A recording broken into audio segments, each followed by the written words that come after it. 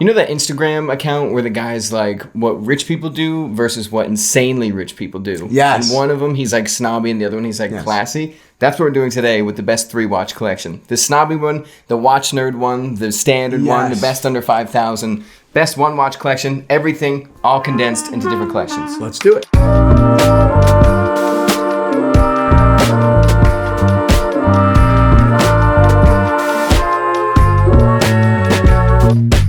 What is up, Watch Fam? I am Christian, the curator of the Theo and Harris Vintage Watch Shop. My name is Michael, and this video is sponsored by Squarespace.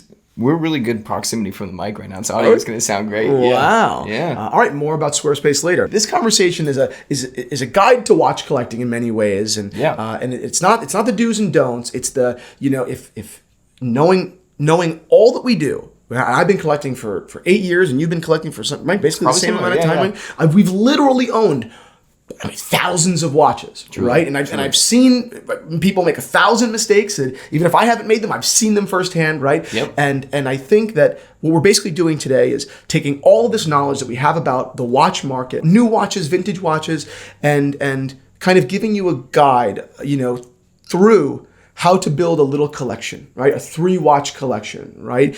Be it at $5,000, at $10,000, maybe some vintage, some modern, some independent, right? So this is going to be a long conversation, a long guide, functionally, to watch collecting. The last category we do is, kind of end game. The watch nerd, the guy who's kind of go any higher, been through everything, can't go any higher, and you're going to be surprised at how that collector looks at watch collecting, because they appreciate things that you never even knew existed. And then they appreciate things that you forgot matter. Exactly. Right? So today's a great conversation. I'm looking forward to it. So let's get into it, Big Mike. Let's do it. Okay, first thing we're going to do is, mine is not a 3-piece collection. It is a 4-piece collection, just because the Rolex Daytona 116520 is on that, which is so boring that I don't even count. Is that a ceramic? No, that's steel. Ah. I like that watch better because it's lighter. Is that true? Yeah. The predecessor... I'm sorry, I looked off because I was just so... I was like, are you f***ing stupid? It's lighter? I mean, I swear, man, like, I try so hard with you sometimes. So the predecessor Daytona, before the ceramic, where it was still steel, this reference is how much lighter, Michael? I have no idea. Is it noticeably lighter? Oh, yeah. No. Yeah, oh yeah. Really? A steel? Oh, it feels like a piece of crap. Wow. And you prefer the lighter? Yeah. The new Daytona, as dumb as it sounds, it's built too well. Like, this is gonna last too long. No, I'm always like, this is way too good. It feels too. It reminds me of when I had a Christopher Ward Trident way back when. That was built like a tank, but it was just a beast, and I was like, this is like a huge watch. Yeah, you don't like the feeling of like the feeling of. Yeah, I noticed you're pretty averse to that. I mean, look at your career. I'm like, what? That's interesting. Okay, so I didn't know that. Michael just taught me something. I suppose if not that there ever would be a gun to my head, but if there were a gun to my head, I probably would have guessed that it was lighter. But I've just never heard someone say, "Oh, I like the previous generation Daytona because it's lighter." It's just such an odd thing. Okay, so that's the first watch that you would grab. That's the first one. That's boring. As you probably are aware, I've been getting into triple calendars. Yes. Of all sorts. Yes. There's Pateks, there's APs, there's everything. But then there's a Vacheron 4303, I think I left off a number there. That is gorgeous. That's gorgeous. And ever since we saw the stonecutter for Cartier, who was cutting some slice of, is it lapis? Lapis lazuli. Lapis lazuli, yeah. And the moon phase is lapis lazuli with gold on top of it. Do you want to hear an interesting lapis lazuli fact? Yep. Okay. If you go to museums and you're looking at Renaissance art and you're seeing all these, beautiful, and before the Renaissance as well, by the way, you're seeing all these beautiful blue paint. Sure. It's actually just lapis lazuli ground down with egg yolk. Really? That's why the color is so brilliant. They had no idea what they were doing. They had no idea what they were doing. They're like, we need to do this with blue. And they're like, just break crack a rock. Crack an egg. Crack an egg. Throw a rock in Isn't that interesting? So it has this beautiful, rich blue color with all these gold little flecks in it. And it's just stunning. And I didn't know that moon phase was lapis. Yeah, that's why I was like, oh, that is so cool. I was going to buy a rock, just a piece of lapis, it's expensive. It's like $800, $900. Yeah, I think it's a fairly common stone, but it is expensive. Yeah, so that's why I had that on the list. Then Porsche design. You brought this up to me. You said I would really like this watch. What? Porsche design. You said that I would really like this watch. You said the chronograph, but the compass watch with IWC. Sick. Absolutely fantastic. Sick. And moon phase. Sick. You probably know this already, but at the bottom, if you push those two little pushers in on the side of the lugs, the watch pops up. There's a compass underneath it with I forget what it's called, a beacon, basically, so you can like signal for help if you need to. That's insane. So cool. That's insane. Black PVD, yep. And it's aluminum. It's not steel. Oh, so it's light. You love that. Yeah. Nice and cheap, too. I'm like, do you make it in platinum? And then finally, this is... They look at you and they said, is your boss paying for both of them? I look at you. You're like, no. I'm like, I guess I can't get them then. Do you guys do engravings? They're like, yeah. Like, great. Write this down.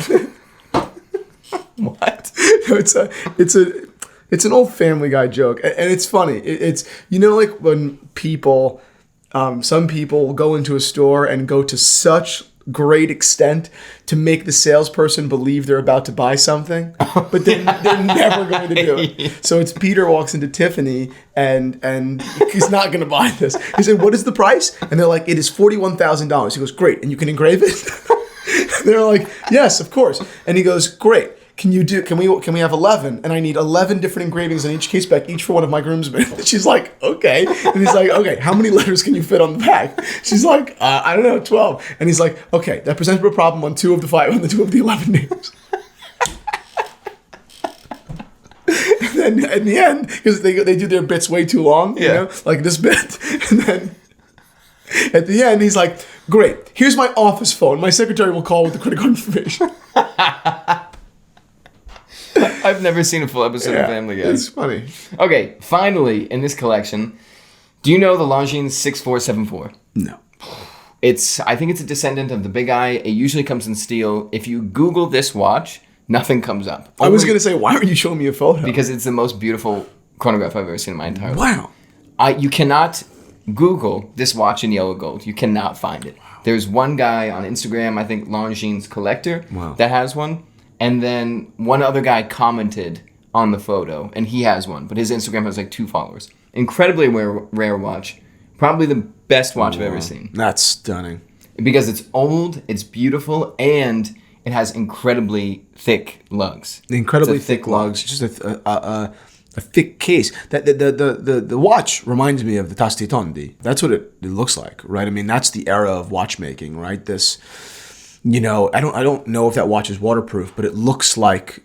I mean, I think actually, if I had to bet, I'd say it's waterproof. You mean like that's water what they're resistant, advertising? right? Not that I would dive with it, God knows, but that it's water resistant and probably has I would guess has a screw down case back. That's what I would guess. But it's a beautiful watch. Absolutely beautiful. Stunning. So that's on the list. This video is sponsored by Squarespace. You need a website or domain and fast. Yeah, it's no secret. I mean, I'm a living example of the power of Squarespace. I started my business 8 years ago and another business a year and a half ago. And I have relied upon Squarespace from day one of both of those businesses. Squarespace has given me, someone with, at the time, no budget and certainly no technical ability to build a website, right? Couldn't pay a professional and couldn't do it myself. Gave me the ability to build a website that not only worked and worked really well, but was beautiful, right? A website that clients looked at and said, "Oh, Theo and Harris has been around forever, I guess." Right. It's not a startup. The user experience on the building side is so intuitive. You can look through all these different templates and really pick what speaks to you and your brand. And it's amazing, the breadth. I mean, it really is. Oh, yeah. I am a huge fan of Squarespace. I would not be here if it had not been for Squarespace. So I don't only say, if you're starting a business, definitely trust Squarespace. I'm also saying to everyone else out there with a website, go on Squarespace, make an account, putz around, right? You've got your website. Maybe you're happy, maybe you're not, but look at what's out there. And with Squarespace's new Fluid Engine, things are easier than ever to manipulate, move things around. If you want to blog on your website to increase traffic, to have people engaged, Squarespace has the tools for that. And finally, if you have a physical store or are planning to scale to a physical store, Squarespace also has the tools for that. So you never have to worry about outgrowing Squarespace. That's right. So you can go to squarespace.com/Theo Harris to save 10% off your order of a website or domain. Moving on. Best 3-watch collection under $5,000. Yep. Longines again. I'm really into Longines. We're going to do a live on them eventually because they went a different route, but they could have easily been a higher price point, different brand. So this is a Longines Spirit, 37 millimeter. We've had this watch. We did a video on Unbelievable. it. Fantastic. The quality of these watches is like, it's insane. Under $5,000, which is like, I had to actually go and look and check and see your notes to make sure it's under 5,000. It's like, yeah, it's unbelievable. These watches, the quality is insane. And I was going to put Tudor, the Black Bay 36, but I actually like this. put the Longines quality over the Tudor quality. Really? Yeah. Oh, yeah. I wore this for like a week when we had it, and every time I wore it, I was like, "This is it's fantastic." Yeah, and has a little je ne sais quoi. It has a je ne sais quoi. Je ne sais quoi. People are like, "What can't you describe about it?" I like it a lot. I'm having a hard time describing the je ne sais quoi. Okay, next up is the Oris Diver 65 steel bezel and candy blue. Did you see that? No. You know what's going through my head right now? No. Someone out there is watching this video and saying, these are the two greatest people in watch world. And then the other 25,000 people that watch this video. You guys are idiots. You're idiots. You know nothing of watches. Okay? And I want to punch Christian in the face. Yeah, why does Christian look so punchable today? Yeah, okay. Someone's like cracking his knuckle. Oh, time to watch my enemy. Time to spend my morning watching my enemy. Oh, honey, look at this idiot. Why are you watching them, babe? It's great. This is the Oris 65 blue. I like that it's in steel now. I think it's beautiful. Yes. $25.50. You have $50 left on this budget. What do you get? A swatch. Oh, no. Casio F91W-1. Oh, that's good too. We actually just both got Casios. I got my first Casio since I've been in the watch world. I don't know the reference, but here's the watch. You would say that with a $50 watch? You would say that with an $80,000 watch? It's great. I think it's fun. We're going to start working with Casio in one way or another. And when I saw this watch, I was like, oh, this is incredibly cool. This is perfect for pickleball. And that's what I'm going to wear it. Oh, perfect for pickleball. My mom's a big pickleball fan. Is she? Yep. Oh, that's great. Next time you're on Cape Cod? Well, on Cape Cod. Did our watches come in? Not yet.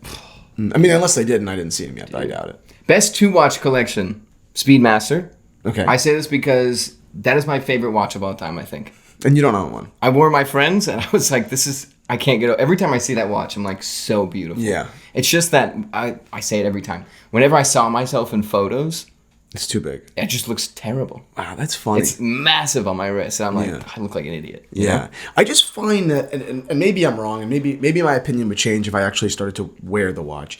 But I feel that the proportions of the case and the design of the case would lend itself to being a little bit more, palatable. It looks good if I take a wrist shot. It looks fine. Right. It's only in the... Oh, see, I feel the exact opposite. Really? I feel that when watches look the worst in a wrist shot. Really? Yeah, because that's the angle. Like the wrist shot is the angle where... There's no hiding. Yeah. Whereas when I'm just kind of like talking and whatever, you look at the watch and you're like, yeah, that fits Christian's wrist. That fits your wrist.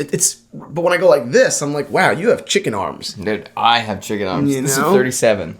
Yeah, and it looks huge on you. Yeah, it really does so. Yeah, no, it looks great. That's a perfect size. Thank you. Yeah. So this is definitely on the list, the Speedmaster. I think this is easily a 1-watch collection, which is a funny thing to say. But I can never see a situation where, unless you're going to a black tie event or something like that, where this doesn't fit in, where it isn't perfect. You couldn't even go swimming with this watch, which is why I put it kind of as the do-all everything, especially with Omega's movement technology. Yep. Boom. Done. Yeah. That being said, I also was like, I could put a Daytona here, but we have the $10,000 price. Yeah.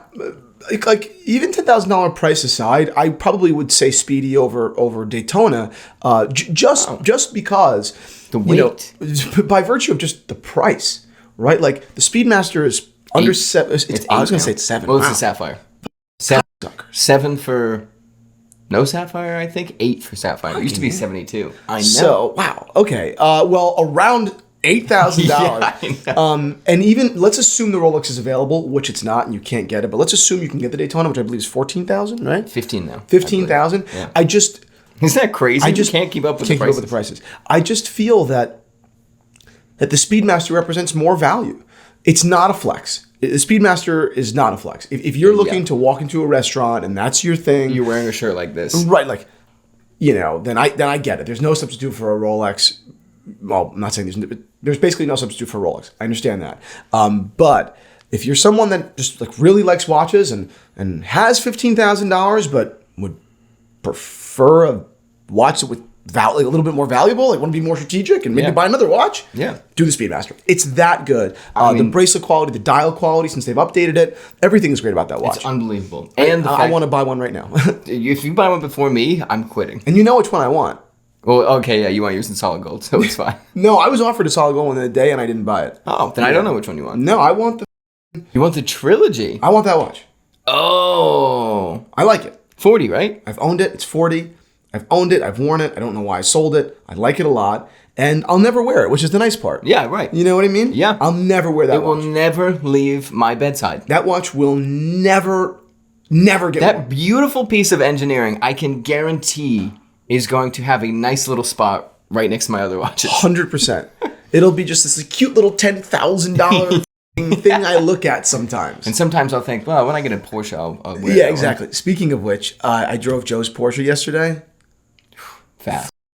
He bought a Carrera Turbo S Cabrio. Unreal. I would never get that car. It's way too obnoxious for me. Yeah. It's way too obnoxious. But it's truly unbelievable. Really? It was unreal. I've never been in a Porsche. Oh yeah. I really couldn't believe the quality of the car. Really? I couldn't believe it. Yeah. Really? I was totally looking at, because I'm gonna get a new car soon. It's time. Yeah, it's definitely time. I'm just done with the G-Wagon. Really? Yeah, I'm done with the G-Wagon. Wow. Yeah, I'm gonna get just a killer X5 and just, it's a pleasure to drive. I drove my dad's car the other day, and it was so comfortable. It was so boring. Your dad has My dad has a 5 Series, so okay, 540, whatever. And it was just so comfortable. I was like, oh, this is a pleasure. I drive the G-Wagon, I'm like, mother. Yeah, literally. So yeah, I'm gonna get a really kick X5. I considered the M. People tell me that has mechanical issues too, and I'm like, I can't do it. Yeah, I can't do this anymore. So we'll see. But I really want the Targa 4S. Here's the question: are you on your sale of the G-Wagon? Or are you selling it? Yeah, I'm not gonna keep. You're going to make money? I'll probably make a couple. Yeah. How ridiculous is the world? Yeah. You're like, not a lot of money, 40 grand. Yeah.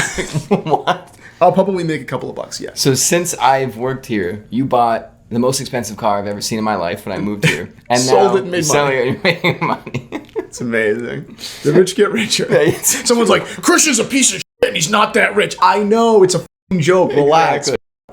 Okay, so that's $2,000 and that's $8,000. And then since this is $8,000, you have $2,000 left, and I figured what's better than you can actually go dressy by going vintage Omega 100%. and find some amazing steals. My favorite is the Omega Constellation 168.016. Yep. The Day-Date line, fantastic. These vintage Omegas, I love vintage Rolex, right? The Theo and Harris shop specializes in vintage Rolex and vintage Omega and vintage Tudor. Those are really like the bulk of what we sell, right? Yeah. Of course, we do Patek and stuff like that. I actually just got in a beautiful Patek today. Oh. But vintage Omega represents almost a disproportionate amount of value, right? For between $2,000 and $3,000, you can own legitimately an incredible piece of what was at the time in-house watchmaking from one of the greatest brands in history. Yeah. And the sheer amount of designs, from dials to cases and complications, date, constellations themselves are hyper accurate. They're chronometers.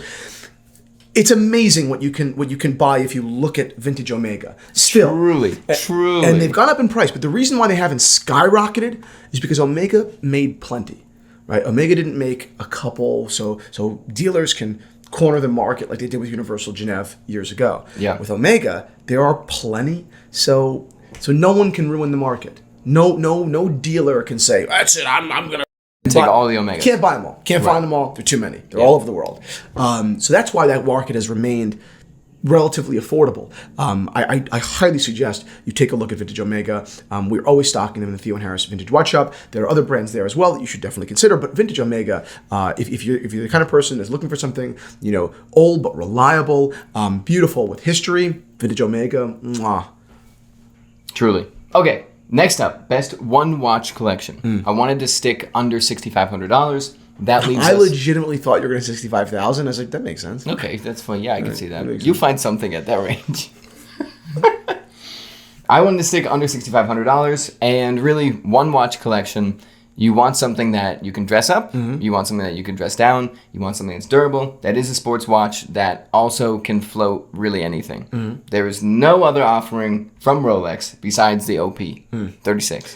Any dial though, so you could spice it up if you want. I did black because that's basically as close to the Explorer as you can get. But you can get green, you can get silver, you can get blue. As you know, I would get green. You know I would. Are you still on the list? I never got on the list. Oh, okay, great. Yeah, I never got on the list. Someone offered to me down in Texas, and then I just was like, I'm not going to fly down. Oh. They were like, you have to come pick it up. I'm like, Why do they always say that to you? I'm not going to do that. Yeah. If you were like, I'm just not going to do that. Yeah, you always get that call where it's like, you can have it, but you have to do a meet and greet with me. I can't do that. You want to do it in New York? I'll do it in New York. I'll buy you dinner. Yeah, It'd be great. Happy to do that. I'm not gonna fly out to Texas for a watch.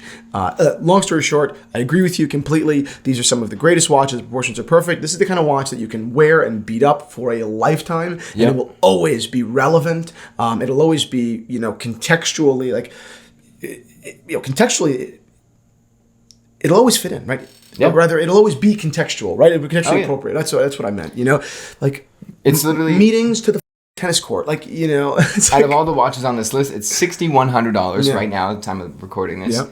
It's fantastic size. You'll never regret your one watch being a Rolex. No. You could pass it down. Yep. It's everything for $6,100. 100%. Anything else immediately ticks up. Even a Speedmaster. Yeah. A Speedmaster's higher. There's really nothing else that could be your heirloom watch for $6,100 new. And the Speedmaster is more expensive. It's like $8,000, as you said. Yeah. A and B. It's great. I love the Speedmaster, but they're both versatile watches. I think the Rolex is more versatile. Oh yeah, 100%. I think that the Rolex, while it's neck and neck, I think the Rolex has a little bit of a leg on the Speedmaster. And you can add a little bit more personality if you really wanted to. You're like, you know what? I really want to get the celebration dial. Yeah. Go for it. I really want the green one. Okay. Best basic 3-watch collection. I even spiced it up a tiny bit. The first one is the Tudor Pelagos 39. This would be a Submariner. This is the most basic of collections. Nothing wrong with a basic collection, but it is a funny collection because it's one that you would put together immediately if I said best 3-watch collection. Right. So this is the Pelagos 39. I think it's more interesting. It's a little lower than a Submariner, obviously, or actually a lot lower than a Submariner. And it's cool because it's titanium. Yep, So I think agree. it'd be fun. I think that's a great value watch. Next up, Cartier Tank. We have to do the large model because... The small models only in quartz. Yeah. And they don't make it, This is the only one you could get at this size. Only modern one you can get at that time. Tank, beautiful watch, nothing crazy. I'd assume this guy is like, well, this is my dress watch. Let me just say again on record, the fact that Cartier Unbelievable. does not manufacture a traditionally sized yellow gold mechanical Tank Louis is truly unbelievable. It is insane. That makes no f***ing sense. People will be like, that well, is you could get one if McDonald's you not do this to do that. It's like, that is no. McDonald's not making the Big Mac. Truly. What are you talking about? Truly. What? And there are apparently, there's always a comment that's like, well, if you go down this route or that route, like this route. We're not talking about that. We're saying on the site, I want to buy a classically sized mechanical tank. That is Mercedes-Benz only making the S-Class in coupe and convertible. That is them discontinuing the sedan. Yeah, exactly. Why do you...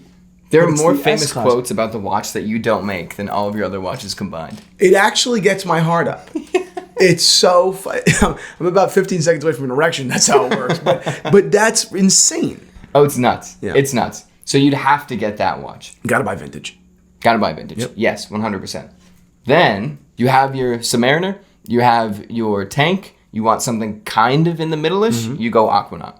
Right. Which is a little, like I said, you'd probably go Nautilus or Royal Oak if this is a very basic collection. Yeah. But the Aquanaut, I've worn a few. just every time I put that on, I'm like, watch. this is an unbelievably good watch. It's because the proportions are perfect. The proportions, Absolutely the thinness perfect. is perfect. Absolutely I wore perfect. one this weekend. A friend of ours recently got one. Yeah. Actually, didn't recently get one. And by the way, Paul, you know, he bought this. This is one of my closest confidants and friends. Yeah. This guy got this watch 3 years ago and never told me. 3 years ago. 3 years ago. And we're hanging out. And it made me feel like a idiot. We're hanging out, having a couple of drinks, and we're looking at watches. Actually, we weren't even drinking yet. And we're showing off watches, and we're talking about, you know, different watches and redundancy, and really having a fairly like engaged intellectual conversation about watch collecting, right? Which is what weirdos do in their spare time, right? Of course, yeah. And he has an Aquanaut, and I said, oh, this is great. And he's telling me, I said, when did you get it? He goes, oh, I got it 3 years ago. I'm like, what are you talking about? Do you have like? It's like that would be the same thing if I showed up to his house and he had a third child, and I'm like, he's like, I got this 3 years ago. This 3 years ago. Like, Who's this? You didn't tell me. You didn't think that this makes us further apart. You know what I mean? I didn't like, think it was a big deal. I'm about to confide things in you, and you didn't tell me you have an Aquanaut. You nut job. No. Yeah, I was like, you know, that's weird that you didn't tell That's me. Right? incredibly weird. I don't know. I just didn't come up. I'm like, that's nuts. It didn't come because what is our relationship based in? He's like, I don't know, like bigger conversation. Well, you're nuts. To me, the Aquanaut is. I actually have never considered getting an Aquanaut. Yeah. Because I'm not a sports watch guy. Yeah, right. And I put on his Aquanaut the other day, and his is on bracelet, which I prefer on strap. Same. But it's awesome. It's awesome. Unbelievable. And he said, and I'll try to get this photo for you guys. But he told me that one of his friends with an Aquanaut got it on a brown factory strap. To which I said, I didn't know that was available on the steel Aquanaut. I actually don't believe it is, but I believe, if I had to place a bet, that Patek allows you to put the brown strap from the rose gold Aquanaut on. By request, you're saying? By request. Oh. They allow you to order the strap and the buckle, and you can put it on. So it's like, okay, sure. You know, it's a factory, obviously, but it's a non-catalog modification. Cool. It's like which the is secret menu at McDonald's. kind of cool. Yep.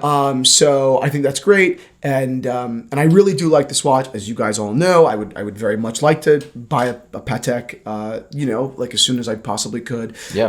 I'd like the 5712 very much. That is a very hard watch to get. I do not believe I could be allocated that watch. Maybe if I begged for it, it's possible. I don't think it's going to happen. An Aquanaut, I don't know. I'd like it. I'm just, you know, I'd like it. I really would. Yeah. I would. You know what? I like that watch on aftermarket colorful straps.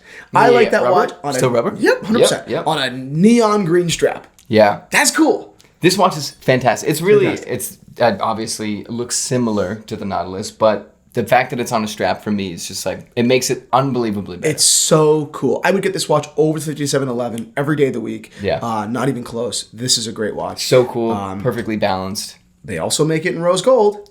They make it in rose gold at the same price as the 5712. And naturally I would probably prefer it on rose gold. Yeah. The only thing is with the rose gold, I really do think it looks best on its factory strap, so I wouldn't do like colorful straps with it. Okay, sure. So the stainless steel almost excites me. It's like, okay, maybe this is your stainless steel watch, Christian. Like, this is it. This is finally a This good is one. the boring stainless steel watch. You know what I mean? Like, Yeah. I know it sounds crazy, but yeah. Such an incredible watch. We'll see. I'd be open to it as opposed to the 712. You're not close to it. No, I'm not close to it. I'm open to it. That's good. That's Yeah. good. Okay. Oh, you're patronizing me. No. Best watch nerd 3-piece collection. Obviously, we can get as crazy as we want here. I tried to go just a guy that he doesn't care about brand anymore. Right. Although these are fantastic brands. He's all about what excites him still. First up, reminiscent of what I have, but the crazier version. This is the Zenith Chronomaster Revival Airweight Cover Girl. Yeah, that is a Absolutely great fantastic watch. Yep. Jack, you said got one? Yep, a watchmaker that we work with recently got an original cover girl, and it was absolutely beautiful. I mean, these watches, these are, you know, once you're post Speedy, you're El Primero, right? Once you're post Daytona, you're El Primero in so many ways. It's more fun. It's more historical. Zenith right? is the original, kind of, right? El Primero, the one. Exactly, and the quality of these movements is remarkable. Like these Zenith El Primeros are insane. Like, play with a Daytona and play with a Speedmaster, meaning the chronograph function, the movement itself. Yeah. And then play with this. It's not even close, in my view. The craziest part is everybody that has seen my watch does a complete 180, because when I tell them I have it, they're like, oh yeah, it's cool, and then they see it and they're like, wow, that is an incredible watch. 100%. But the Airway Cover Girl, this is grade 5 titanium. Everything about it is just an absolutely insane watch. Yep. Then we get to one of my Grail watches, actually by definition a Grail watch. I can have all the money in the world and still not be able to get this watch. Mm-hmm. And if I ever do get this watch, I need to learn how to correctly say the name, Reshepi. Yep. Done. It's like impossible to get. Yeah, that's what I mean. Yeah. You can have anything you want. I could be buying this guy cars or whatever it is. Yeah. Impossible to get. But this is probably the most beautiful watch that I've ever seen in my entire life. It's an enamel dial. That's insane. The Chronometry Contemporain 2. Absolutely fantastic. And it has my favorite complication, which is... Remotoire. Deadbeat seconds. Deadbeat seconds, baby. So just... an unbelievable watch. Yeah. That is the alpha, the omega. That's everything you could possibly get in a watch. Yeah, this is it's just an example of a man. It's not a company. He has a company, of course, but like it's literally it's his name, right? Like it's a man designing his own watch from the ground up and then becoming beyond celebrity for that watch. It's I don't know. You just don't see that. Right. There's Philippe Dufour. There's. I mean, it sounds ridiculous to say because he's so young. It's stupid How old is to he? say. He's like a kid. Yeah. He's like 14. He's very young, and I was probably saying maybe he's between 28 and 35. Yeah, 31. Yeah, he was 31 in 2018, so he's like 34. So there you go. He's 34 years old, and I'm not saying that his brilliance is equal to Philippe Dufour and Roger Smith. I'm not saying that. But what I'm saying is the structure of the organization and the quality and the intention of the watches, it's in the same vein. Like, that's just true. And I don't know of many people playing that game, right? To be this, like, I am a brilliant watchmaker, and I will design the specific design language of these watches, and they're beyond artisanal, and I'm going to develop a community and a wait list that is years long. Yeah, that's nuts. These are just... I'm not a corporation, right? And I don't want to be, and I probably won't increase production. This is just it. This is my nuts. And that I look at that watch and just think like there's nothing higher than 100%. that. That is crazy. I get it. And the third piece is we're going to assume that this guy is the epitome of a watch nerd. Is happy with his 2 insane mechanical pieces. He's been through everything. He's owned it all. He's here. He rounds it out with a Casio, any Casio, or a Swatch. Or a Swatch. Any Swatch. That's it. Because you need a watch you can around in. And you don't really want a Rolex Oyster Perpetual. You've had them before, right? You want that $100, that $200 kind of toy, because it reminds you of kind of starting off in collecting. It warms your heart. Maybe it's colorful, but it's where you're from, and it's where you shall return. I mean, this man has had one of the rarest, most important watches of the 21st century, 100%. Handmade for him. Yep. But I can get a Swatch after that. You know, I put on a G-Shock, or I put on the G-Shock isn't my favorite, right? Well, I put on a G-Shock because I like that it's solar and has radio. Right. I can wear it to play golf, or I can wear it on the weekend, or I wear it whenever. I just wear it to dick around. I think it's cool. I think it's a foundation of watch design 100%. As much as these 2 watches are. And you need something that you can kind of just do everything else in, right? Yeah. Life isn't just momentous watch accomplishments. Yeah, exactly. It's just not. Whatever happened to Red Sauce Italian? Like that's it. Yeah. Not everything is Michelin star, right? That's just how I feel. The guy saying this rant is wearing the Reshepi. Yeah. Like not everything has to be nice. So this is why I have this other one. So that's it. I genuinely feel that that's the other watch. I mean, if this was a 4-watch collection, right, or the one thing clearly missing is that water resistance, right, in those other 2 watches. So I could see. I want a bad luxury watch I wear in the water on vacation. I don't know, like even then, you know what I put on this list instead originally before I removed it? It was the original Blancpain 50 Fathoms. Oh yeah, but because even that. But because this guy it's us like past water resistance. Right. He has his Casio for that. Right. He's like, well, this like predates the Submariner. Everybody's like, I don't care. Okay, yeah, I don't care.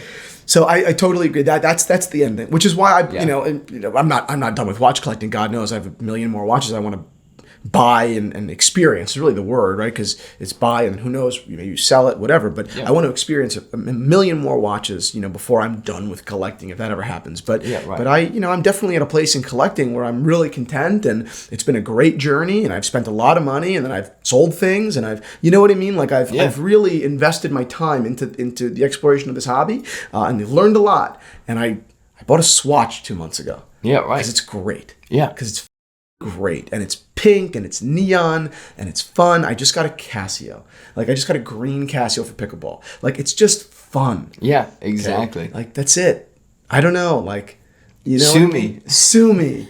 Sue me. I like to have fun. We rich like to have fun. Yeah, exactly. But that's it. So that's watch collecting. In a nutshell, that's watch collecting. You can make this. We'll probably do this video again one day. You can make this free watch collection. Yeah, there's a million different things, but 100%. it's just you can make a 3 watch collection and settle on it. It's nice to put yourself in a box sometimes. Exactly. Like, no, I would actually get this. 100%.